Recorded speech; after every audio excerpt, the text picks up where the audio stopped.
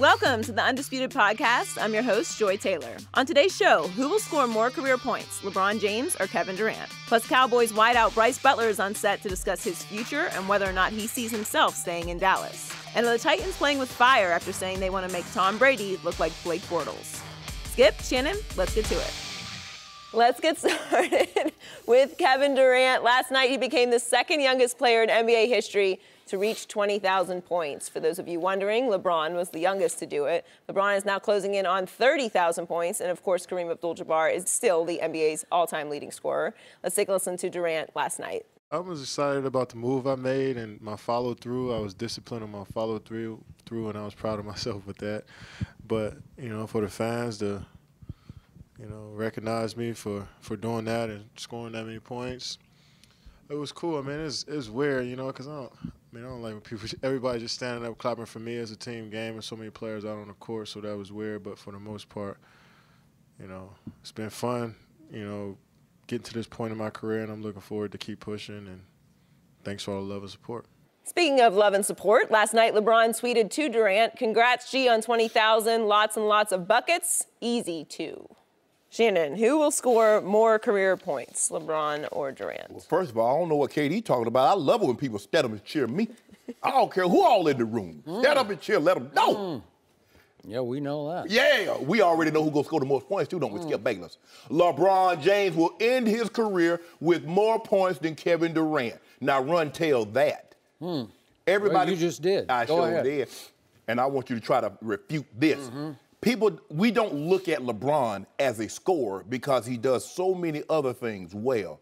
LeBron James, for his 15-year career, is averaging 27.1 points per game.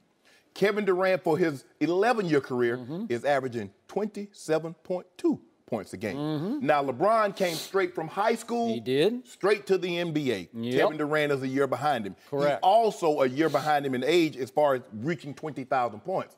Skip, but here's what's going to get you. Kevin Durant has missed more games in the last 3.5 seasons than LeBron James has missed in his 15-year career. So moving forward, now Kevin Durant just passed 20,000. LeBron James is at over 30,000. I mean, he's right at, he's going to be, I think he's 29,876. So within the next 4 or 5 games, he's going to be over 30.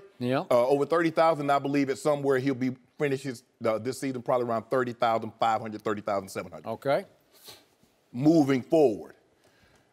I just believe what Bron has shown me, knock on wood, that he's going to stay healthy. And he will be able to average, let's just say he dips. Now, he's been averaging 26 points in his return to Cleveland. Let's just say he stays on that clip. Within 4.5 years, he'll pass Kareem Abdul-Jabbar, his 38,000, I think, 3-something. LeBron James, when it's said and done, will probably be over 40,000 points. You really think he's going to pass Kareem? Boy, No, I don't think, Skip. They don't pay me to sit up here and think. They pay me to know. I know for fact. Well, sometimes they pay you to be wrong. No, I ain't wrong. I told you the Cowboys wasn't making the playoff this year. It's 38,387. Okay. There's no way he's going to catch and pass Kareem. That's just beyond. That's 38,387. All I'm saying, Skip, he's 10,000 points behind. No, who's your math teacher? He's at 29,876. Okay, so 9,000. Right? And he's still playing. Has he shown, Skip, I'm saying if he just averages 24,000, I mean, not 24, 25 points a game, that's 2 points off his average. I'm saying if he just averages that. Now, he's averaging 27 this year, Joey. I'm saying he's averaged like 26 since he's been back. Skip, it's going to happen. Now, are you banking that Kevin Durant, now we've seen these nicky-nack injuries. He had a knee problem last year, missed a bunch of games. Remember, he missed 55 games with that foot injury. He had a calf strain. Now, this is what we know about big guys, especially 7-foot-tall big guys. Normally, when they have feet, knee, and ankle problems early in their career, that also plagues them late in their career. And LeBron is such an efficient scorer, Skip.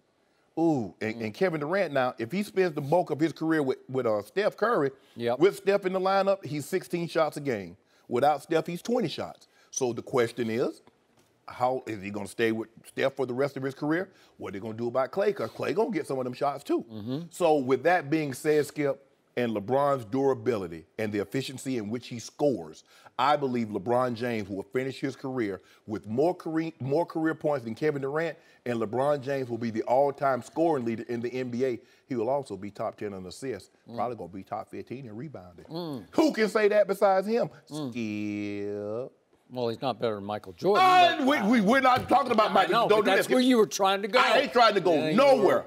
I'm trying to stay right here with you and bust you up again. Between the lines. So, I agree with your big picture premise about Durant versus LeBron. It is doubtful that Kevin will catch and pass LeBron James.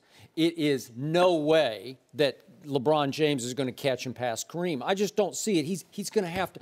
He's not going to live forever, quote unquote. He just not. Skip. I'm already seeing age catching up with him on the defensive end. Oh, well, he's just. You don't get points for defense. He doesn't play defense anymore. Which means, but at some point it's going to creep into the offensive game. You know it, and I know it. Skip. Let's just say, for the sake of argument, he plays another 4 years. He'll only be 37. Kareem played until he was in his 40s. Okay, but don't say 37. Just remember, he started at 18. Let's do years. 15, 19, 16, 17, 18, 19. Okay, Still giving folk and what the if he business. does join forces with whomever? I don't know who it's going to be next year. He will have to start sacrifice. Is he chasing the championships or the points? Maybe if he wants to just stay in Cleveland and chase points, you got a long shot. It's just coming naturally, Skip. We don't chase points. We're just efficient at what we do. We shoot 18 times a game. We get you 27 points, shoot 55%. We say goodbye, have a nice evening. We'll see you next time. That's what we do. Okay, let's go back and start at the start here. Let's start at the fact that Kevin Durant just passed 20,000 points, and it took him more than a year longer in age. But let's just do it by games played. How many games did it take you in the NBA to reach 20,000? Yes. Well, it took Kevin 737 games because, to your point, he missed a bunch of games. Right. Okay, so in game number 737, he passed 20,000. Right. It took LeBron to 726, so it's only 11 games earlier for LeBron. Right. So it's pretty impressive when you just do games played. And So then, he still scored more points per game than Kevin Durant. okay, but you have to factor in that in 8 seasons previous to this, he had to play, he had to play with that guy Russell Westbrook that he finally couldn't take anymore and left back in Oklahoma City. Right. And in those 8 seasons where he had to co-star, Russell Westbrook took more shots than him in 3 of those 8 seasons.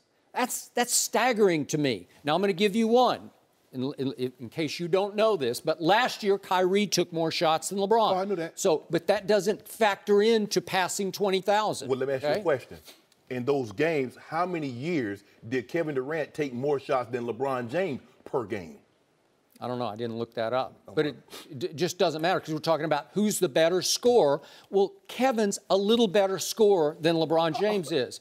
Okay, wait, it's my turn. It's my turn. You're off. Can you mute him, please? Well, Go ahead, you're off. Go ahead, Skip, go ahead. Because Kevin actually makes his free throws. Let's start with that. Because would you believe that if we just do the average of, because LeBron, as we know, he's a below average free throw shooter. I'm just going to give you the average free throws missed in LeBron James' career. He's missed an average of 155 free throws a year for his 15-year career.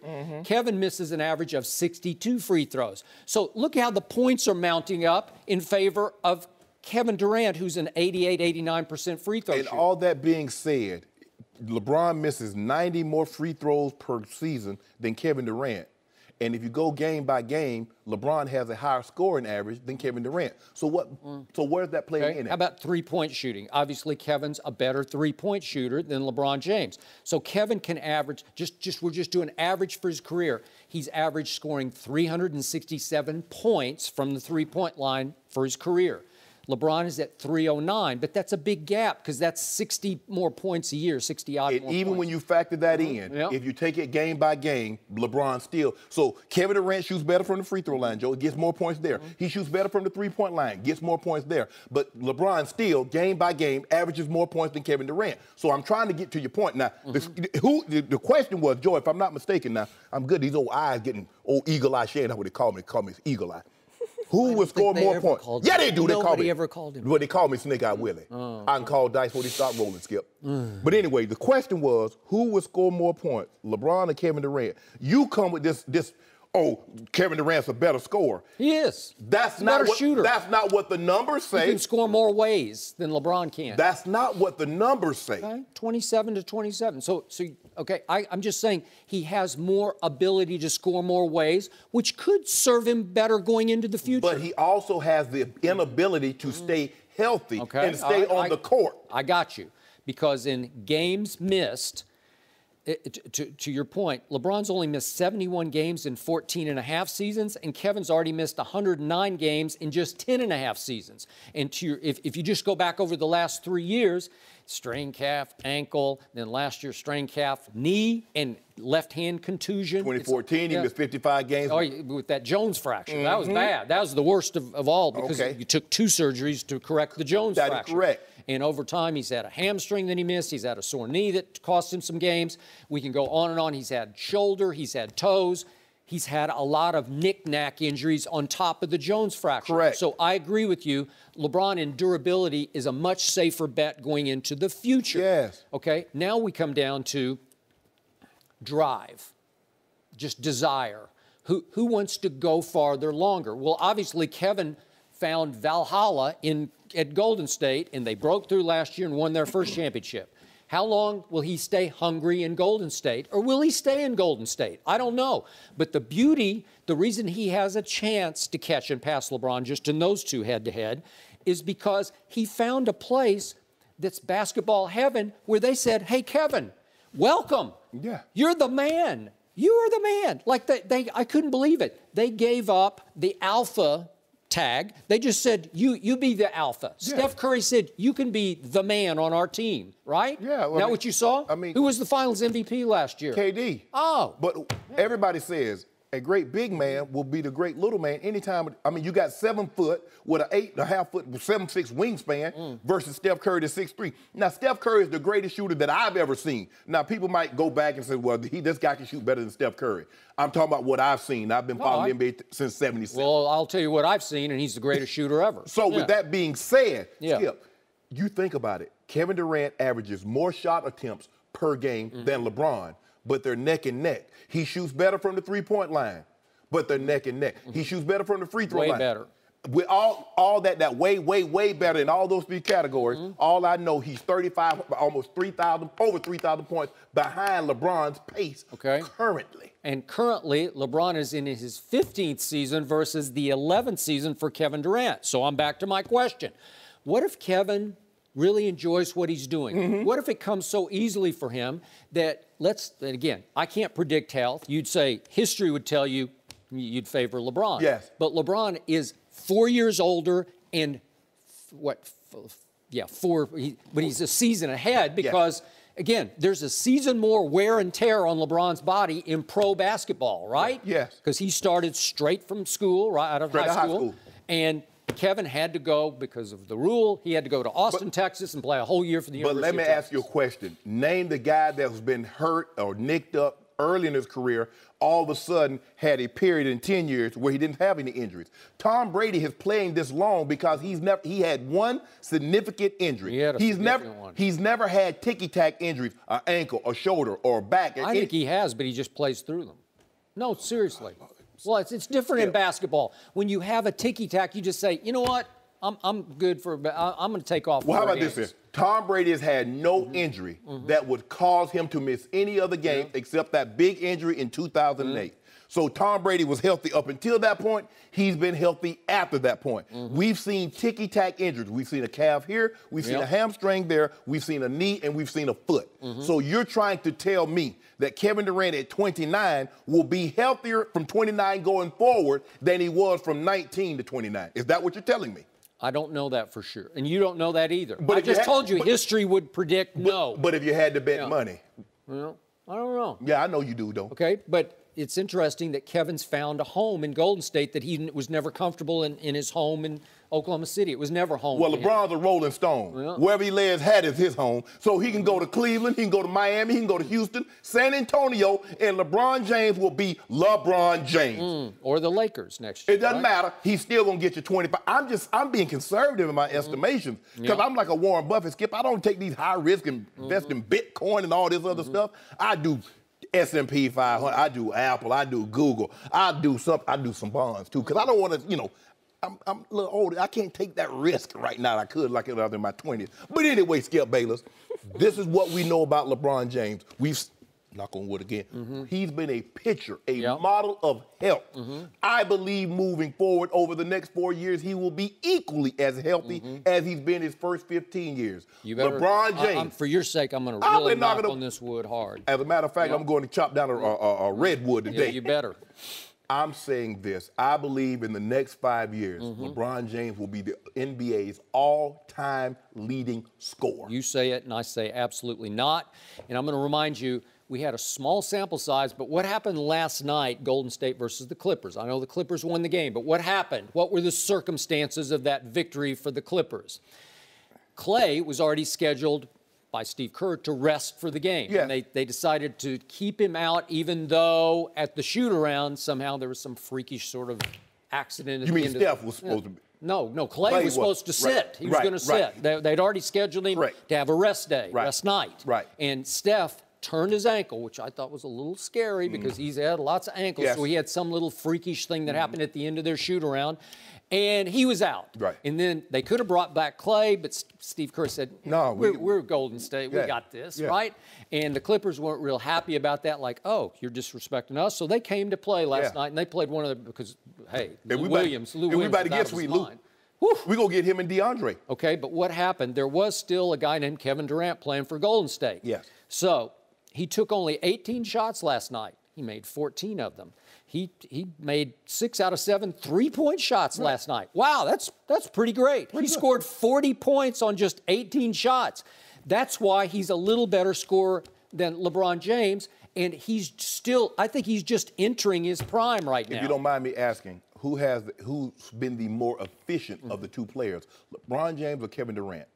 Because this is what we know. LeBron James takes fewer shots, shoots a higher field goal percentage. So therefore, one would assume if he shoots less field goals, high field goal percentage, he would be the more efficient of the two players. But you're looking back at all those years in Oklahoma City where he was vying for shots with his shoot-first point guard. He's vying for shots. Vying for shots. And a lot of times he's forcing shots he shouldn't be taking because he knows if he doesn't force that shot, he's not going to get shots. But here's the thing, though, Skip.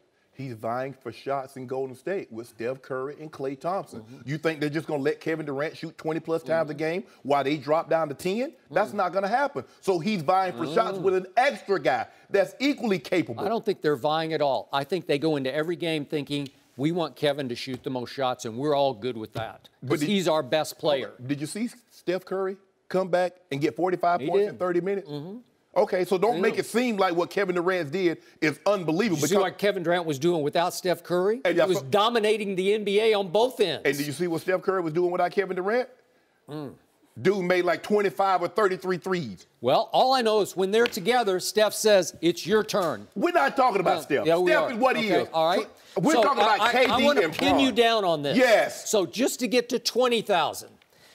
737 games for Kevin, but 726 for LeBron. Which is more impressive to you? 726. It's not. It's not even close because he almost caught him in just 11 fewer games. You know, LeBron. You say we're basing it game for game. So it took LeBron 726 games. It takes Kevin Durant 737. Who had the tougher circumstance. Oh my goodness! Now we done changed the narrative again. The narrative is that he was stuck playing with Russell Westbrook. You got to give him credit for that. Skip. Has LeBron ever been stuck with anybody who shot more? No. Kyrie. Okay, but that doesn't count in the 20,000. That happened back in 2013. Was he with Kyrie then? No, he was not. Huh? You say D-Wade? D-Wade was at the end of his line. Oh, so now D-Wade is at the end of his line 8 years ago. Joy, what happened the first year with LeBron? Did not Dwayne say, it's your team? Well, he didn't do the first year, unfortunately. Hold on, Skip. Hold on. Wait a minute. Hold on. Oh, yeah, I forgot about the Dallas Hold on, wait a minute. Yeah, that was just... Has Michael Jordan ever melted down like that? Wait a minute. I don't know. Now, Has Kevin Durant ever melted down like that? Oh, did you see him in the finals against LeBron? But anyway, hold on. You just said that Dwayne Wade, when LeBron went to Miami, Dwayne Wade said, "Here, LeBron." He did. He did. 3 minutes ago, you just said Steph Curry, when KD came to Golden State, you said Steph Curry said, "Here, KD." Okay, so what? What's your point? That's my point. No, that's my point. Hold on. Thank you. Hold on, Skip. You got no problem with Kevin Durant's in the perfect spot now. He finally found Valhalla. LeBron makes the spot perfect. Oh, okay. LeBron. Yeah. Skip. LeBron took 11 fewer games. You telling me that Kevin Durant's a better scorer, but LeBron reached 20,000 in 11 fewer games. How does that make sense? Because he was stuck with. Oh, he was strapped with. He was saddled with Russell Westbrook. Why did Kevin leave Oklahoma City? I can't stand it with Russell Westbrook. I don't care. Maybe he couldn't find a house that had a view of the ocean. I don't care why he left. All I'm saying is this. LeBron took 11 fewer games. Kevin Durant is taking more shots. He's a better three-point shooter, a better free throw shooter, but LeBron is more efficient and has a higher field goal percentage. So with that being said, again, counselor, LeBron James will lead this game as the all-time leading scorer in NBA history. You know, if you want to give me that he'll outscore Kevin Durant, you're probably right, but I'm not going to sleep on the fact that Kevin Durant has found a new home, and he's going to have more years to score more points than LeBron, and it might start getting close in the end. Skip. LeBron, he's already, basically, he's at 30. KD got to get to 30. We already there, Skip. Got a long way to go with Kevin. Exactly. We got a long way to go to get that 38,000, but we're going to get it. Wouldn't you technically be counselor? I would be the judge. All I'm saying is this. So it'd be your honor. Yeah, your honor. Skip tried to change the story. It went from who would score the more points, well, who's the better scorer. Then I shoot down all his arguments, Joey. You didn't shoot down any of my arguments. Yes, I did. Oh, yes, I did. Please. 11 fewer games. I just showed you how it was more impressive for Kevin to get to 20,000 than it was for LeBron. Case dismissed. No mercy. The Cavs have been struggling lately, losing 5 of their last 7. Tonight they go to Toronto after getting blown out by the Timberwolves. LeBron had a season-low 10 points in that loss, and Isaiah Thomas said the Cavs' recent struggles are, quote, not acceptable. We're joined by FS1 NBA analyst Chris Broussard. Welcome, Chris. Good morning. Thank you, Joy. Great to be here. On a scale of 1 to 10, what's your level of concern? I'm like a -5, I think. A -5? Wait, I got to write that down. Chris says negative joking. 5. But that's probably closer to what I'm going to say. I'm going to say a 3 just to be within the parameters of the show. I think the Cavaliers have 2 problems right now, or 2 things are plaguing them. One is just complacency. You know, if you look at LeBron James's last 4 regular seasons, and we know he sets the tone for his team, 54 wins, 53 wins, 57 wins, 51 wins. So he obviously, as well as he plays in the regular season, he isn't concerned about getting 64 wins, the number 1 seed, 65 wins, whatever it is. And they're on a 53-win pace. So this is kind of par for the course for LeBron's teams. Secondly, the second thing plaguing them are the injuries and the new players. You know, you got a bunch of new players. Half of them, it seems, have been injured. Tristan's out. Isaiah, of course, is out. Derrick Rose is out. And I was talking to somebody in Cleveland recently about this. Not only is it difficult to work new players in offensively, but defensively as well. Yeah, and we know their defense is their biggest problem. So, like, for instance, if you have LeBron, Jay Crowder, Jeff Green, you know, J.R. Smith, and Tristan or somebody on the floor together, you can pretty much switch everything. But once you bring Isaiah in, or Kevin Love in, now you can't switch everything. So your defense is different too. So I think that combined with the complacency is really what's got them struggling right now. And, you know, this is kind of what they do. We saw it last year. The interesting thing to me is Isaiah, he's coming out like he's the leader, the way he's talking. And it's interesting. I don't think it'll be a problem, but I think I like it. He's saying this is unacceptable. Isn't that amazing? That's amazing. You don't like it? That's amazing to me. Hey. You played 2 games, 3 games. At the end of his opening night salvo, where he came in and shot 5 times in the first 5 minutes, I tweeted, somewhat tongue-in-cheek, the Cavs are now IT's team. Well, but it feels like, doesn't he speak like it's his team? He definitely speaks does. like he does. Yeah, no question. You afraid over there? You sweating? Joe, what's my score? 3. I'm at a 3. Because last year we saw them go to the stretch in January. They lost 6 of 8. That's what they do. They'll win these next 2 games. They'll beat Toronto. They'll beat Indy. They should beat They'll Toronto. beat Indy on Friday night. And then on Dr. King's birthday, we're going to do something bad to the Warriors. So now we 3-0, and everybody right back in, they're in love with us. Skip, look at this. Yeah, they're terrible on defense. But if you're going to tell me if Kevin Love's going to only score 2 points in Boston, then he scores 3 in Minnesota, JR is 0 for 5 against the Warriors, 0 for 7 against Minnesota. It happens. That's why LeBron was negative 39. If you got Isaiah, JR, and Kevin Love 0 for, so what do you think LeBron's plus minus is going to be? That's why it's so bad. Worst of his career? Yeah. Skip, you saw what they shot. But don't worry about that. Was he trying to match the temperature outside in Minneapolis? Whatever. Minus 39. I don't know. Oh, you got jokes, huh? He's capable of doing that. Say, watch this. I'm going to match the temperature. Oh, you got jokes, The wind huh? chill. It's not a joke. When is Kawhi Leonard going to play more than 2 games? I don't know. Exactly. That's scary. That is the problem, right? My guy, My faith in my Spurs is now at a 3. This is what we can count on. Because he can't get healthy. He's got issues. They not coming. This is what we can always count on.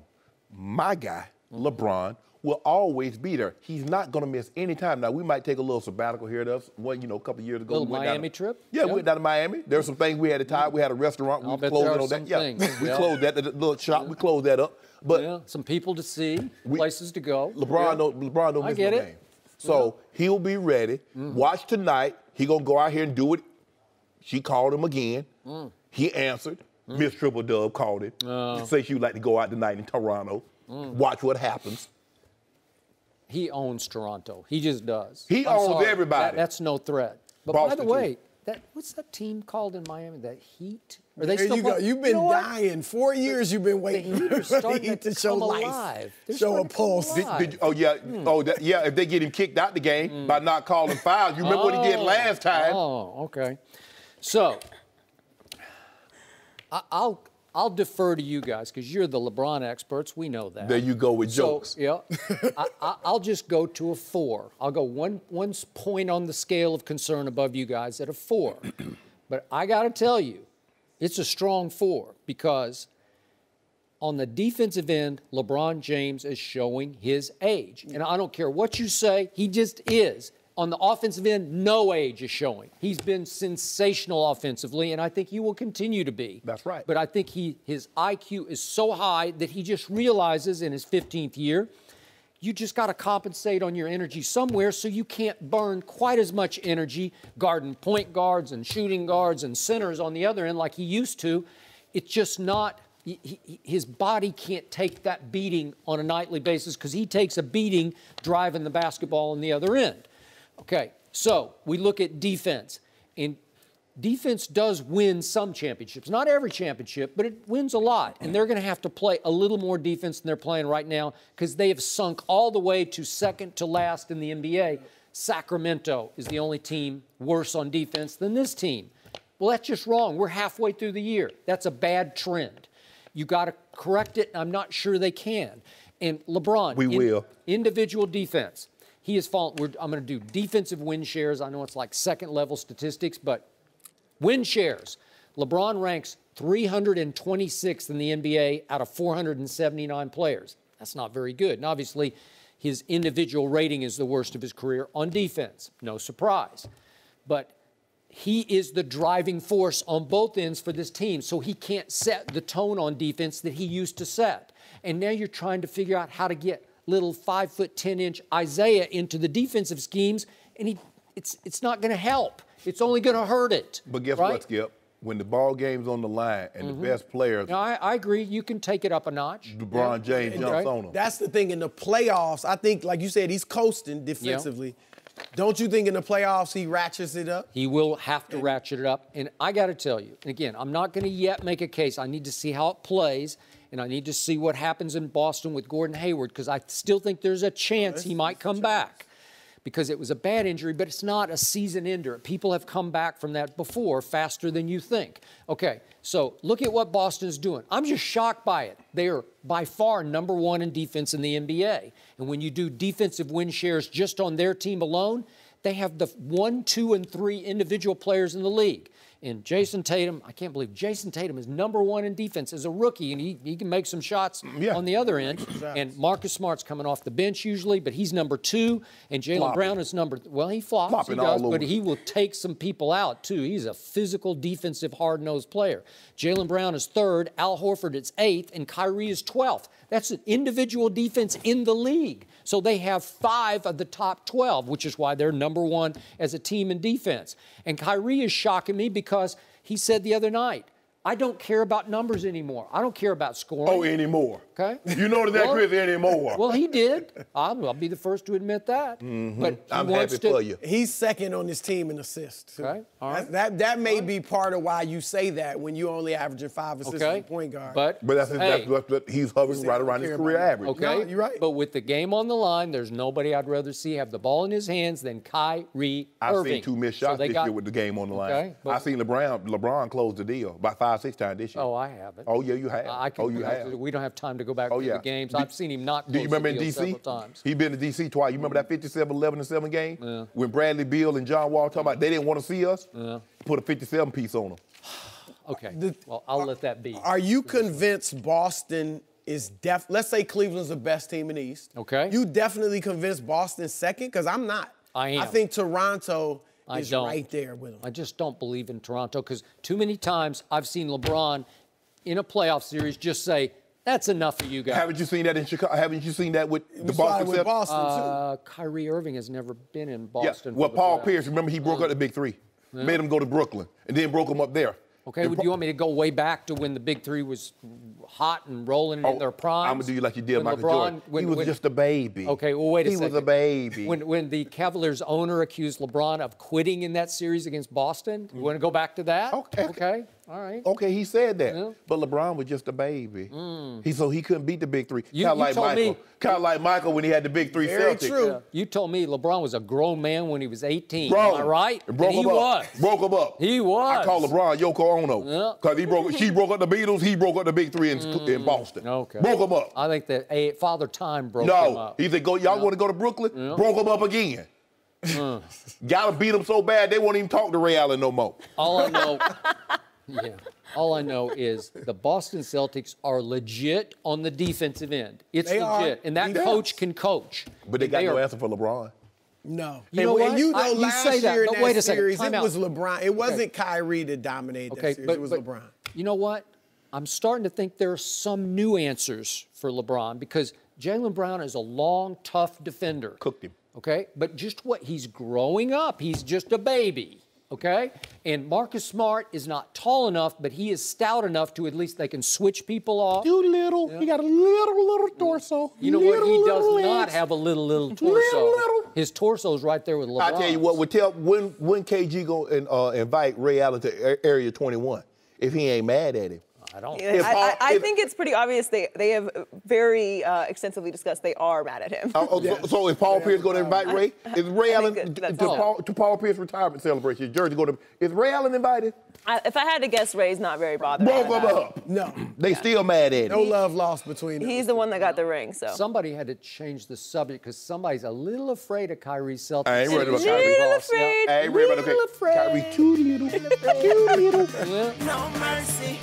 We're joined now by Cowboys wide receiver Brice Butler. Welcome to Undisputed. So good to have you. It is Thank you a for having pleasure me. to have you. Appreciate Welcome. it. Appreciate it. Cowboy love this here. Hey, this is the Cowboy right here. Yeah, I mean he a homie, so he and I gonna get along good. We receivers, Georgia boys, everything. Yes, sir. Well, you set a career high in receiving yards this year, but how do you feel that your year went? I feel good about it. Could have been better. Like you said, it was a career high in yards, but it was really just because all my catches were like down the field throws. As a receiver that is a route runner, I feel like I could do more things.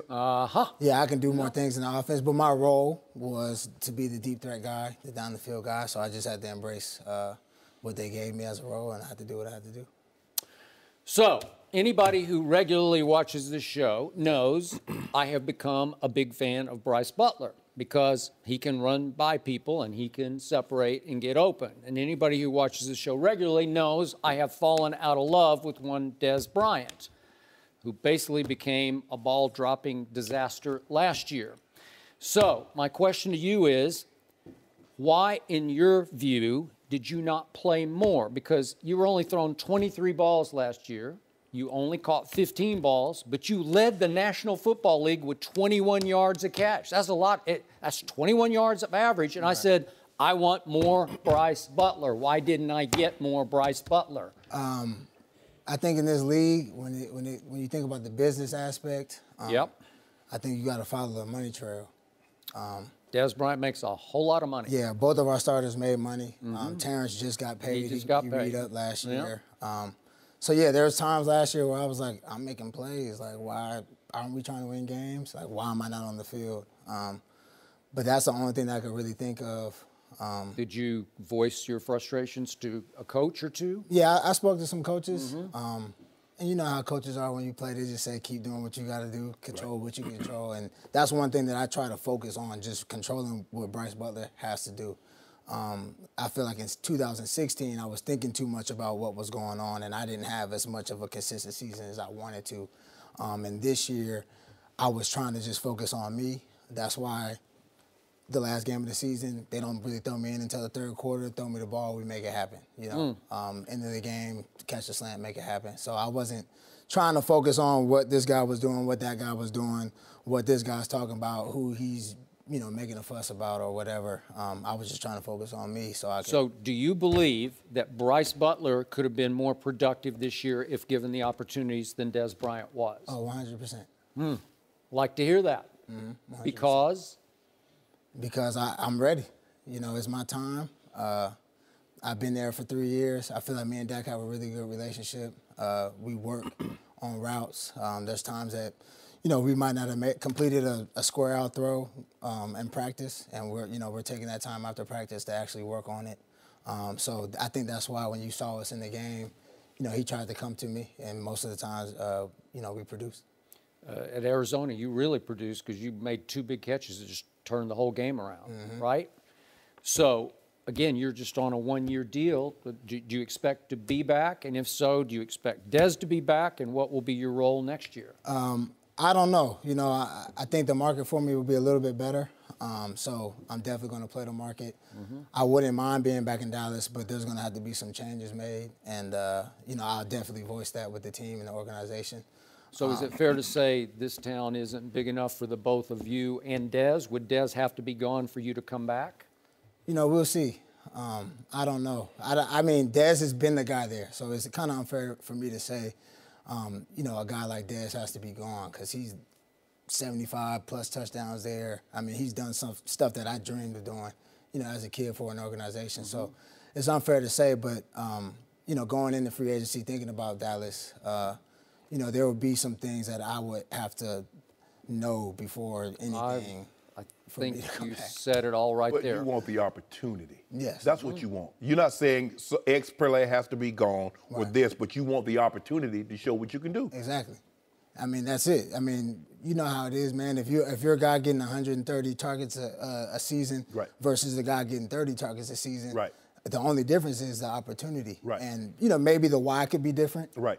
But, you know, Antonio Brown catches the most balls every year. He gets the most balls. Targets, You know what I'm saying? He's a beast now. Yeah. But he gets the most targets. You know, if I get 150 targets, I'm going to catch 100-plus balls. And by the way, you are, what do you go, 6'3"? About 6'3", 215. 215. So you're not quite as physical as Dez is, but you're in the ballpark, right? Is that fair? Yeah, for sure. And Mr. Sharpe, would you explain what you didn't see in Dez Bryant last year as far as route running goes? I look at Dez Bryant, and I've watched him a lot, not only on TV copy, but on game. Dez run 2 routes. He's an in-breaking route or a back shoulder fade guy.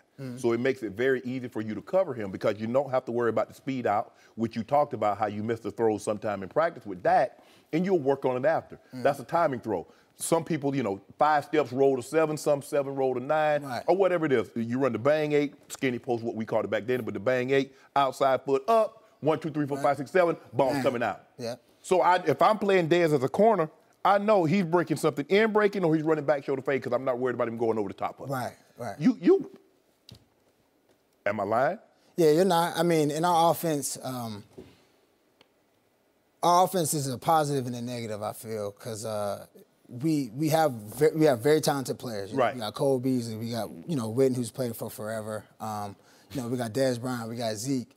But the thing that a lot of us will say, every one of us will say, is that when they find what your strength is, they kind of just, that's what you do. So they put you in that box and you can't come out of that. That's kind of what you do. Like with me, for instance, I only ran verticals. Right. I mean, I ran other routes. You saw me run other routes. Right. But really, you only saw me running vertical. Right. And that's not because I couldn't. So a lot of Dez, although I'm saying he only runs in-breaking routes, is because, okay, he's good at in-breaking routes. He's good at back shoulder fades, and they haven't allowed him to expand, or Dez hasn't expanded himself. I think it could be a mixture of both. Okay. It could be a mixture of both. Maybe they saw that maybe earlier in his career he couldn't run a comeback. Right. And then they just went away from it. Right. When I got there with Tony in 2015, there were some things that Tony said, these are some routes that I'm not really looking at because we haven't had success at these routes. Now, Right. obviously, I wasn't there up until that time. Right. So, that he was telling me that, the guys that I had before, I wasn't throwing these routes to. Yeah. So, which is not uncommon, Skip. Some guys feel more comfortable with a guy running square outs and comebacks as opposed to slants and over routes. So that's not uncommon. Is it fair to say at this point in your career, for sure, you are faster than Dez Bryant? Oh, I'm a 4.3 guy. I just want to get that on the record. I'm a 4.3 guy. Yeah. So, I mean, there was never like a contest between you and the speed. He wouldn't even, yeah, he wouldn't. Okay, so I'm on the record. I believe that even though I used to be a big fan, and everything you say about Dez in the past is he was big time. There was a point where he might have been the most dominating receiver in pro football. There was a conversation that we had. Yep. Who's better, Julio or Dez Bryant? Yep. Right, That's no longer the conversation. Okay? That is no longer the conversation. His body has betrayed him. And I know it's broken down. He's had this and that and the other, and he's lost a little quickness and a lot of speed and a lot of confidence. And your confidence has risen because I think you have a wavelength with Dak Prescott that he's lost for whatever reason. And yet, again and again last year, I mean, 132 targets to Dez Bryant, and it just felt like the read was always 88 is singled out there. You just got to force the ball to 88, and he led the league in drops and in frustration caused, because he caused a lot of frustration in me and a lot of the Cowboy fans, and I'm on the record. I have nothing personal against Dez Bryant. He's got to go next year because Dak needs more help. Is that fair to say that there isn't enough speed out there for anybody to get free and get open? Jason Witten, you've made jokes about you could outrun him now, but he's okay. But he knows he's not. but he's a big body and he still knows how to run a route and get open. Right. But they're all check down passes. Right. And he's going to catch a 5-yard pass, and that's as far as it's going to go. He's going to get 5 yards. Right. I think there's things, in all fairness, I think there's some things that they can do to help Dez, to help him get the ball. I think if they put him in a slot and moved him around and give him some underneath, would he go he's a with physical that? receiver. Right. I think he would. We actually spoke about that, and he said he would love to do it. Really? Now the slot is hard. Is the hardest. It's a hard position. You got to run some different routes. Your feet got to be a little quicker than on the outside. You got to be able to react because the nickel might jump outside once you run up on. You know what I'm saying? You got to get outside. So things will change, but I think they could do some things to help him as well, though. He has a different way of expressing his feelings. So, a lot of times he gets a bad, rap or perception because of what you guys see on TV. So you guys are cool. Yeah, we have a good relationship. We talk about a lot of things. So, I mean, in the last few weeks of the season, he was speaking about that. And what I said to him was, that's what Larry did. And Larry went from 80, 90 balls to outside to inside catching 110 again when Bruce Arians got there. And I was like, as long as you can work on that route tree in the slot within our offense, and, our coaches could be creative in there, you can do it. Do you want to be a Cowboy next year? I would love to be a Cowboy, but some things have to change. Right. So what's your gut feeling? Where are you next year? I know it hasn't started yet, free agency. I don't know. I don't want to express on the air, but I have some thoughts. Express a little bit. Just give us a tease. There's some teams that have some quarterbacks, you know what I'm saying, that throw the ball, that need some receivers. And he want a chance to play. Why would he go back to the same situation if he's going to be stuck behind a guy making, $12.5 million and he's going to get the same opportunities that he got the previous 3 years? Sounds like it's Dez Bryant or Brice Butler, right? That's how it comes across to me. I'm siding with Brice Butler. Well, Dez is the X, right? Dez plays X. You can play Z, right? I can play them all. Okay, then. So, Terrence Williams, you're not safe either. We gotta leave it there, Brice. My homie want to play. And by the way, congratulations, your first child's on the way. On the way, couple weeks. All right. Yep. God bless. Appreciate it. No mercy. The Steelers have not been showing the Jags a lot of respect heading into their playoff game on Sunday. Back in November, Mike Tomlin said the Steelers would see the Patriots in the AFC title game. Then last week, Ben Roethlisberger said he wanted to play the Jaguars to make up for his career-worst 5-interception loss against them back in October. Well, Jags defensive back A.J. Boye responded to that request. Let's take a listen. You guys really put it on him the first time around. That was a long time ago. Do you think, you guys remember that, I feel like? Yeah, we remember it. We know they're going to be motivated. We are too. Everybody thinks we're not going to do it again. We know what we're capable of. We're looking forward to it. Be careful what you wish for. This is what he wanted, so this is what he's going to get. For Joy Bay, FS1 NFL analyst Ray Lewis. Welcome, Ray. Good morning. Man, good morning. Good morning. How much of a shot do you give Jacksonville to beat the Steelers? Listen, not just a shot. When you think about playoff football, playing someone early in the season, and not only, a lot of people talking about the 5 picks being through, right? It's kind of easy to talk about 5 picks. Anybody throws 5 picks in a game, you're like, man. 2 pick sixes, you're going to lose. Yeah, you're going to lose. And so, but I want to get into some other numbers that, when you really go into a division, a opponent like Pittsburgh and say, how do you beat Pittsburgh in Pittsburgh, right? First of all, you always pack your run game and your defense. That's 2 things that you must pack, right? When we was playing 2000, we packed the run game and the defense. We knew. And one play.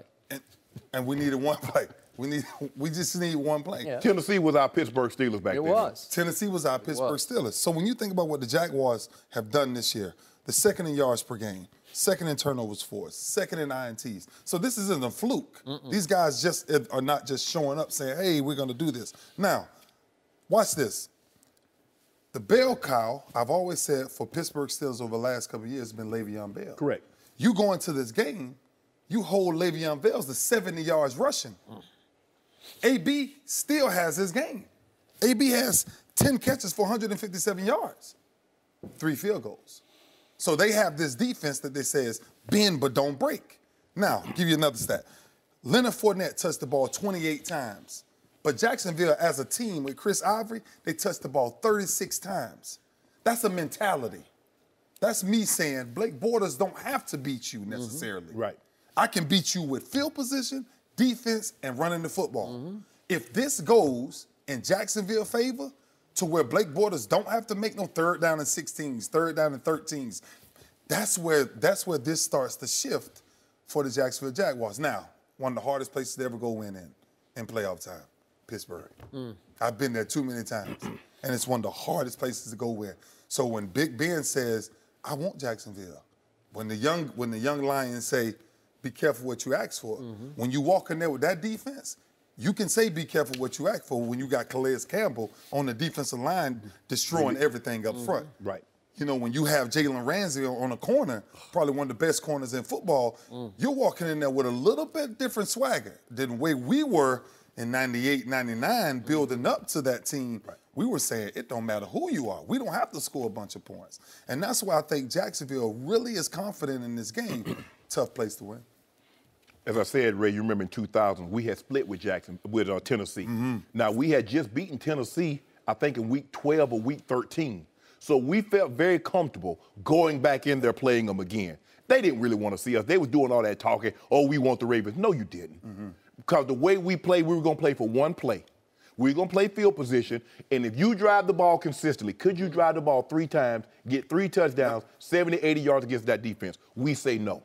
And by the way, I'm going to say it one more time. I covered that game. It was the most physical playoff game I ever witnessed firsthand. Go ahead. It was loud. It was raucous. Here's the thing. If I'm the Pittsburgh Steelers, I'm going to force Blake Bortles to beat me. Yeah.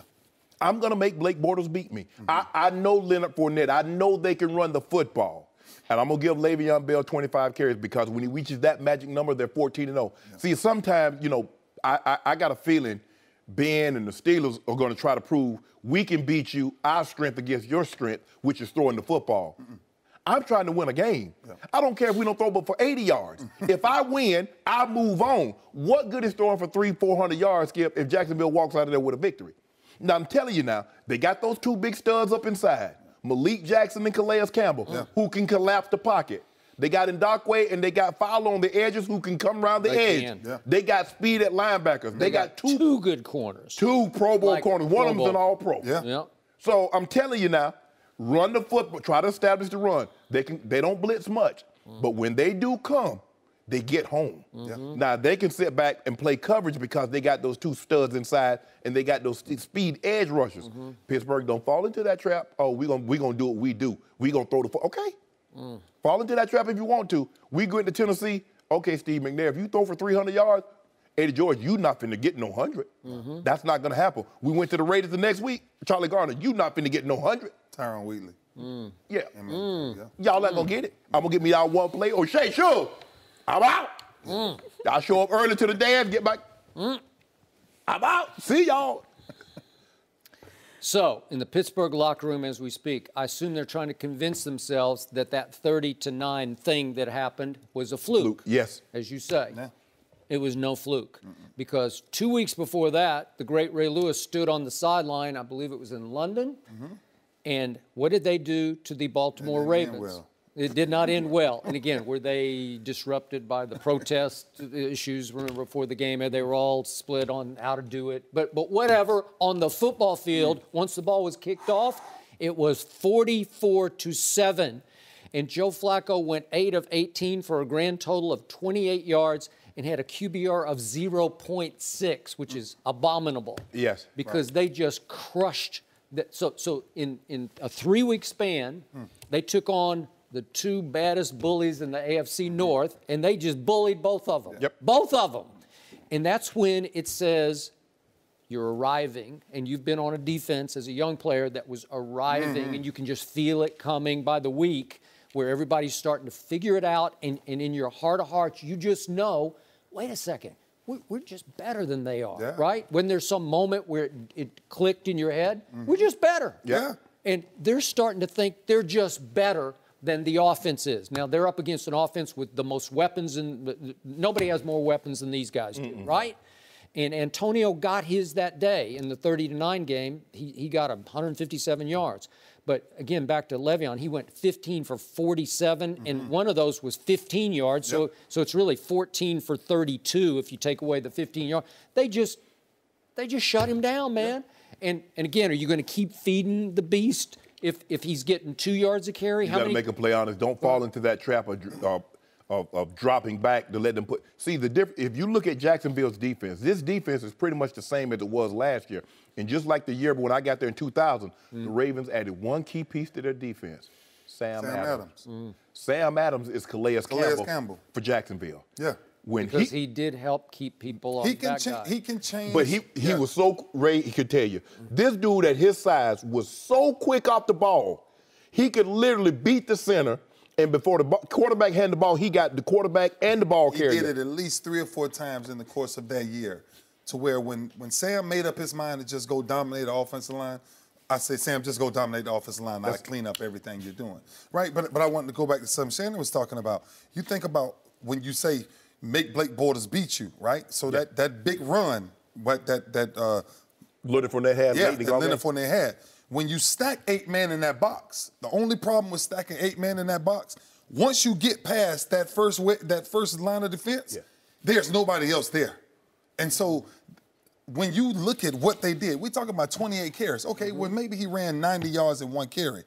But there's another 90 yards that's unaccounted for. That's true. That he down the field where they kept playing field position. I'm leaning towards what Shannon's saying. Be careful how you play against Jacksonville. because they have that type of defense that you put them in this situation. Playing Buffalo last week. Yeah. They're sitting there saying, look, it doesn't matter as long as they don't get in the end zone. Long as they don't get in the end zone.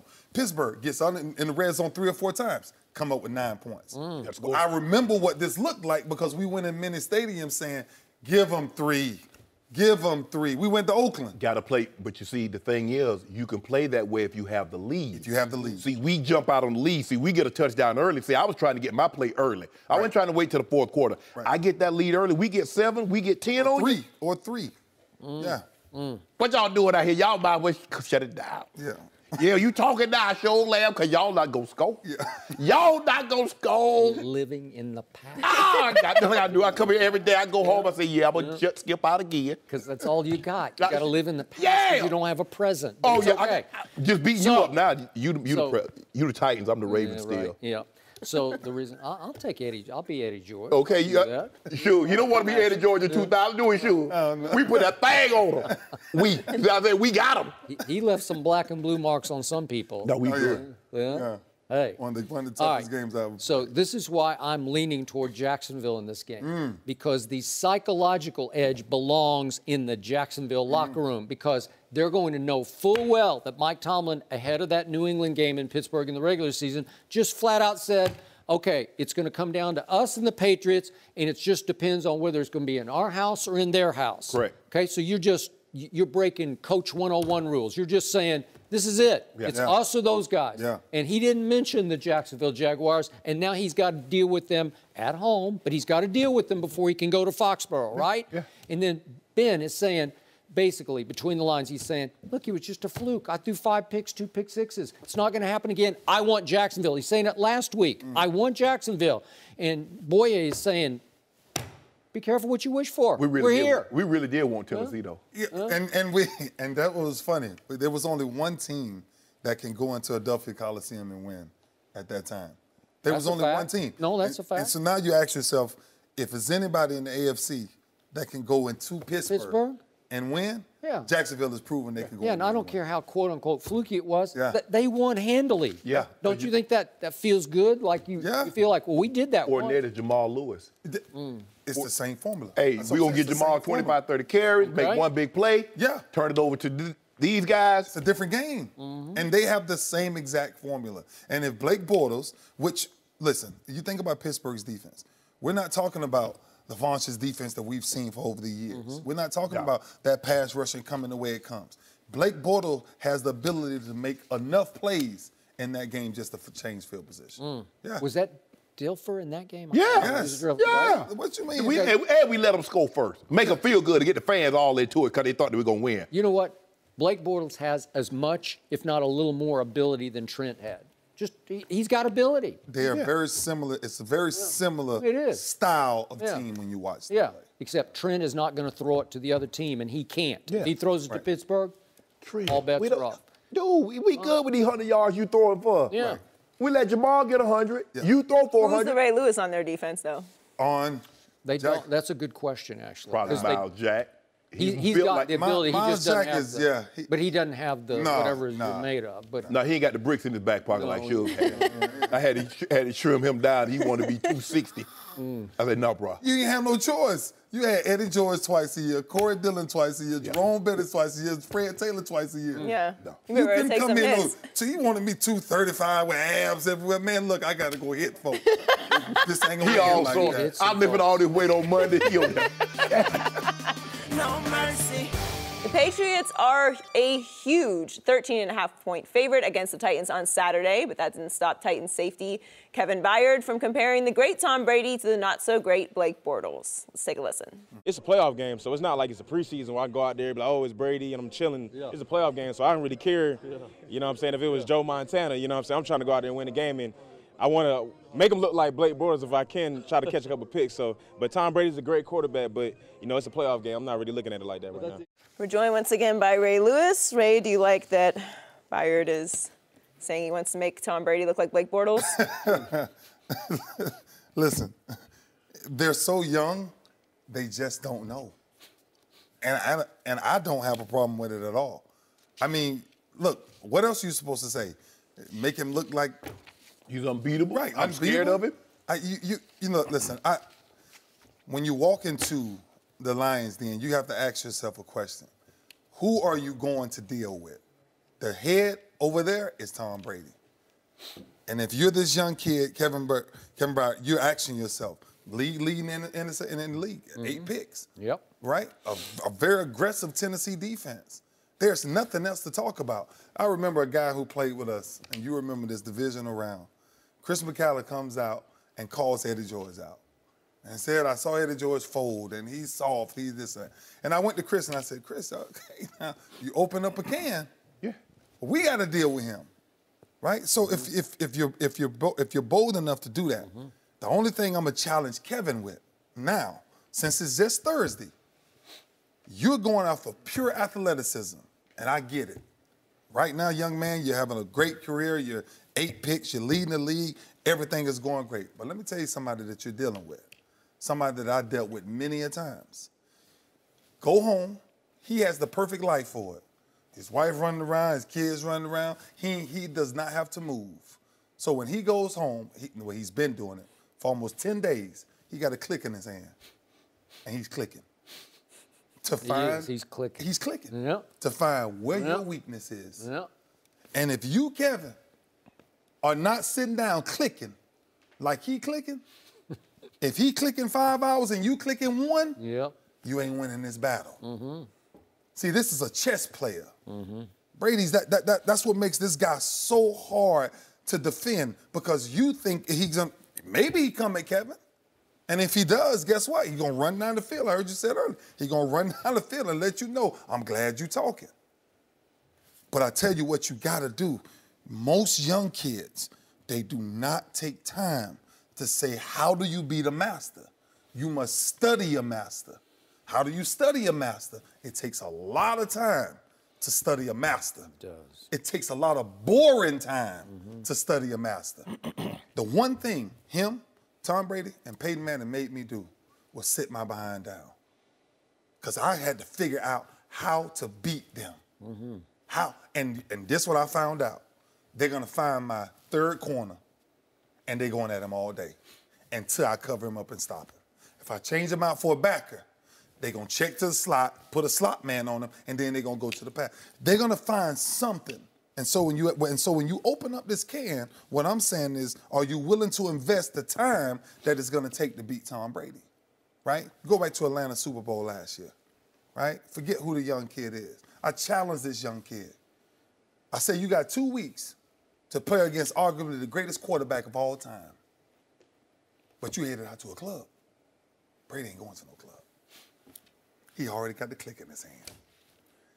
That game in that fourth quarter, you got to ask yourself this question. I watched it. Ain't no way. He out there on pure athleticism. He don't know what a flip means. He don't know what a 2x2 means. And when Brady takes the back and motion the back out and bring him back in, what he's trying to identify. It's simple math when you watch this guy play. When you ask him why he can play so long, he can play so long because there's no masters out there playing Brady.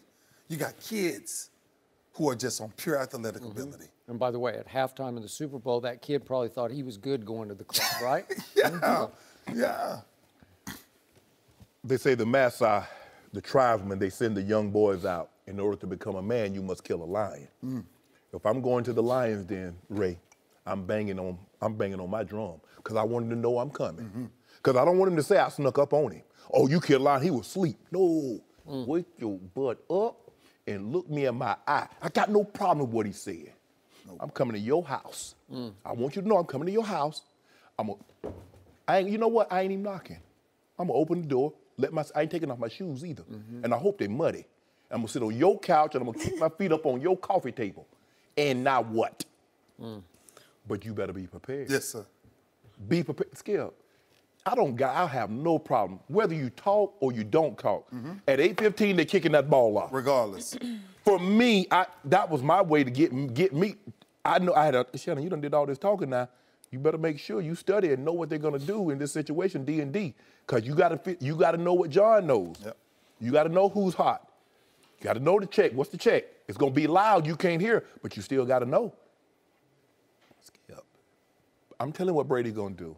They're going to put Gronk, and they're going to try to find a way to get him one-on-one with Gronk. You better believe it. And they're going and Tom Brady. Early. Gronk's going to get 10 targets. 8 of them's going to probably be on him. You better be on your A game.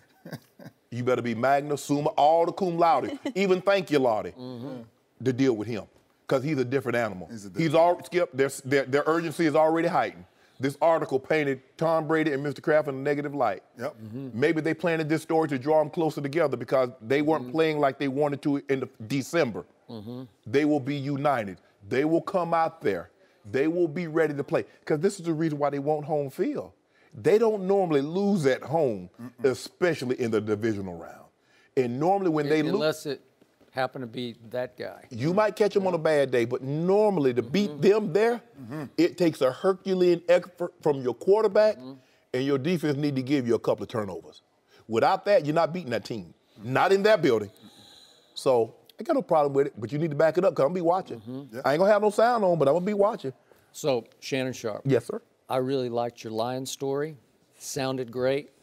But if hypothetically you had been sent out at age 16, 14, whatever, to kill your first Lion, I don't think you're beating any drum. I just don't believe it. I just don't believe you're going to be beating any drum.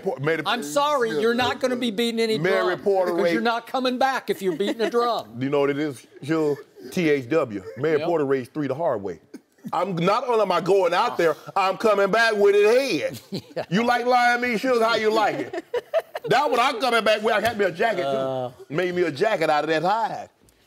The problem with what Kevin Byard said, and he's just these kids, you know, these kids. They say the darndest things. They say the darndest things, but Kevin Byard is not going in there with Ray Lewis alongside. That's the problem because Ray Lewis figured out how to stymie and ultimately stop Tom Brady. And that's the tallest story. It's the greatest thing you accomplished to me was consistently you went in there to their house and you shut them down. They stole one game from you and Lee Evans dropped a touchdown. He did. But again, Don't make me go there. you had his number in his house. Nobody can say, maybe Rex Ryan a couple times could say that, but not consistently like those guys. That was something. So he doesn't have that something. And they're young and they're aggressive and they got a lot of fight in them. It's just, there's one cage you can't rattle like that. Because I'm going to say it again. I'm going back to that game in December of 2007. And again, Brady's on a record-setting pace that year. They're just smashing he and Randy Moss every record. But that kid named Anthony Smith, who, this is deja vu or voodoo, whichever way you want to say it, he's just like Kevin Byard. Anthony Smith was a second-year safety who had been drafted in the 3rd round. Now, he wasn't as good as Kevin Byard with the interceptions, but he thought he was pretty good, and he guaranteed a victory that day in Foxborough, Pittsburgh over the Patriots. And Brady threw a little 4-yard touchdown pass to start the game, but the second touchdown went 63 yards to Randy Moss. And Tom Brady ran the length of the field to get in some kid named Anthony Smith's face just to tell him how I just made you eat those words. And it's Jordan-esque because it's a little thing. Who cares what Anthony Smith would say before a game, or to this point, Kevin Byard? But trust me, Tom Brady has been told about Kevin Byard. And he only probably knows him by number right now, but he definitely knows his number, right? Because he's clicking, and he's clicking, and he's clicking. And the point is, you can't, like I call him Psycho Tom. He's got some, you didn't get to see it because he couldn't come out against you guys, but he goes a little nuts on the football field. He gets over emotional, and I've never seen a quarterback react like that because I've never seen a quarterback run the length of the field and get in some kid's face. I just made you eat your prediction. What? Well, that's what you're dealing with. It's Jordan-esque because Michael would always pick out the littlest thing that somebody said and make it into the biggest mountain, and I'm going to show you. Well, Kevin Byard just gave a little more motivation to the greatest quarterback ever in his house. I always say this, right? Be careful to wake up a sleeping giant. The man is already a giant. These guys, I want to wake him up. I don't want him to sleep. Be careful. Because you're going to tell about what happened. You know what happened. But I'm going to tell you, and this is, if I'm Kevin Byard, if Marcus Mariota? Yeah. If Marcus Mariota takes this opportunity, okay, I said this the other day, if he goes in and plays one heck of a game against Tom Brady, he becomes popular. He becomes, man, this kid has a future. He can be really good, right? Even if he goes in and give an effort and they lose, it's like, man, this young kid is gonna be good. If if Marcus goes in and beats Tom Brady, he's remembered forever. Yeah. He changes the entire scale of where he goes in the National Football League. Yeah. So if you're Kevin Byard, you're going and you're telling your big 6'4" running back over there, touch the ball 40 times. Keep Brady on there with a coat on and Foxborough on the sideline. Well, that's your best defense. You better do some film study and some prayers because Brady's about to make it rain. And speaking of the kids, it's actually the biggest gap between playoff starting quarterbacks. It's more than 16 years apart, first time in NFL history. It's Skip. So it's literally an age battle. I go get you one. I know what one is. A lion's head. I go get him. Man, you ain't no You ain't Grizzly doing Hush. nothing. You ain't doing nothing. I'm going to get that lion. You ain't going to bust a Brady. Better stop. No mercy. Thanks for listening to the Undisputed Podcast. I'm Joy Taylor. Join us again same time tomorrow morning, 9:30 Eastern. We'll see you then. Fox Sports, one of one.